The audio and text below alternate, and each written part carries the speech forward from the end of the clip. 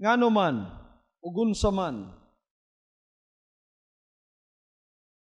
ngano man, ug unsa man, nga kinahanglan ang anak sa Dios magmalipayon kanunay. Ngano man, ug unsa man, ang butang, nganong kita kanunay kinahanglan magmalipayon. May balo ba mo og ngano, mga kaigsoon? Ang tubag niya sa Isaiah chapter 61 verse 10. Ako magakalipay og dako kang Jehova, ngano man, o unsa man ang hinungdan nganong kita kinahanglan magmalipayon. Ako magakalipay og dako kang Jehova, ang akong kalag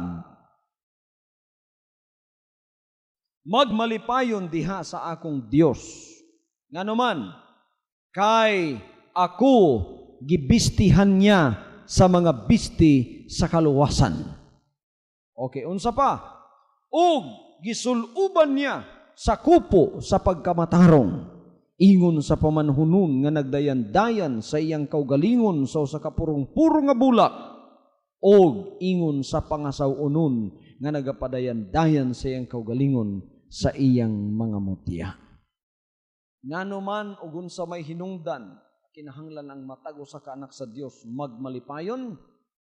Number 1, gibistihan niya kita sa bisti sa kaluwasan. Pagkatapos gisuluban sa kupo sa pagkamatarong.